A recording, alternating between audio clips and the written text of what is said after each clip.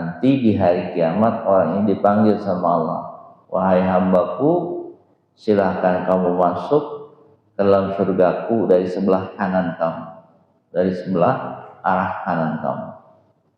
Ini keistimewaan. Ya Rasulullah, salamun alaik, ya rafi'an syamli wa daraji. Assalamualaikum warahmatullahi wabarakatuh. Waalaikumsalam. Hadis masih menjelaskan tentang masalah bacaan-bacaan sebelum tidur. Begitu kita baringkan dan kita hadapkan badan kita ke arah kiblat, kemudian baca surat Al-Fatihah. Sebut Fatihah kita itu surat Al-Fatihah. Dan apalagi yang dibaca, wa qul huwallahu ahad, baca lagi surat qul huwallahu ahad. Habis baca Fatihah baca surat qul huwallahu ahad. Maka jaminannya Rasul katakan faqad amin tak min kulli syai'. Allah akan mengamankan kamu dari setiap sesuatu apapun.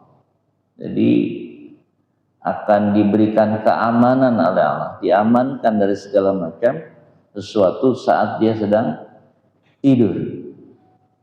Ilal maut, kecuali mati. Kalau mati nggak ada jaminan untuk aman, karena orang bisa saja meninggal dunia saat tidur. Bisa mati dalam kondisi lagi tidur. Itu mati yang bagus tuh, kalau mati lagi tidur. Kalau memang sebelum tidurnya pakai tadi adab-adab tidur, sebelumnya wudu dulu, dia baca Fatihah, dia baca qul huwallahu ahad dan lain sebagainya.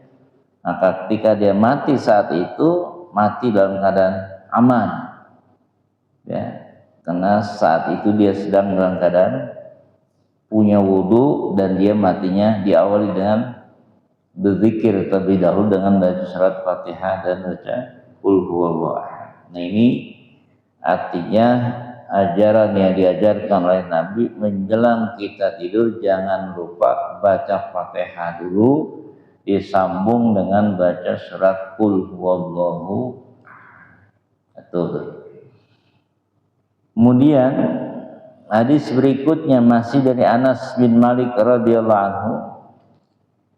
Hadisnya dari Nabi sallallahu alaihi wasallam, qala bersabda Nabi, man arada, masih masalah belum tidur, man arada ayyana ma'ala firashihi fanama 'ala yaminiha. Hampir sama. Siapa orang yang mau tidur di atas tempat tidurnya, maka kemudian dia tidur membelahkan sebelah kanannya, summa qara'a, kemudian dia baca. Apa yang dibaca? Sama qul huwallahu ahad, baca surat qul huwallahu ahad. Kalau dalam hadis ini ditetapkan bacanya berapa kali baca. Kalau tadi nggak ditetapkan berapa bacanya, tapi dalam hadis yang ini bacanya ditetapkan oleh Nabi berapa yang harus dia baca. Nah, ini jawabannya mi'ata marrah, bacanya 100 kali. Baca qul huwallahu ahad sebanyak 100 kali bacanya. Qul huwallahu ahad Allahus samad, lam yalid wa lam yulad wa lam yakul lahu kufuwan ahad, terus sampai 100 kali. Sedikit banyak? Banyak apa sedikit? 100 kali banyak apa sedikit? Jawab. Oh, banyak banget katanya.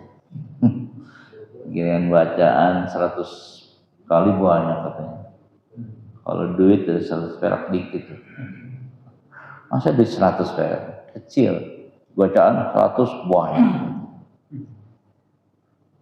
Ya kalau kita mau praktekkan 100 kali itu baca Quran nggak sampai 1 jam. Bentar lah.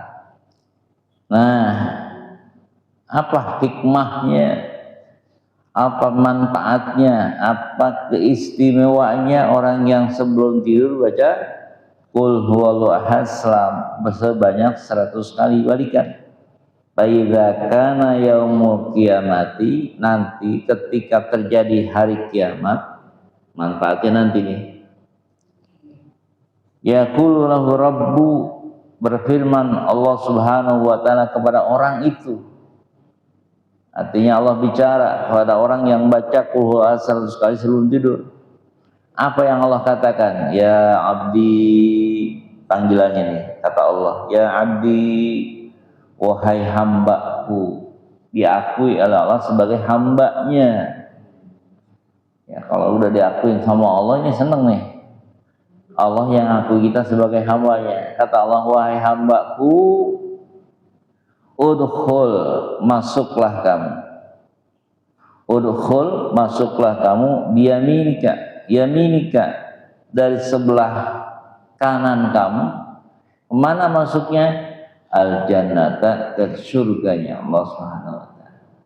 Inilah fadilahnya orang yang baca surat Al-Ikhlas 100 kali sebelum dia lelap tidur.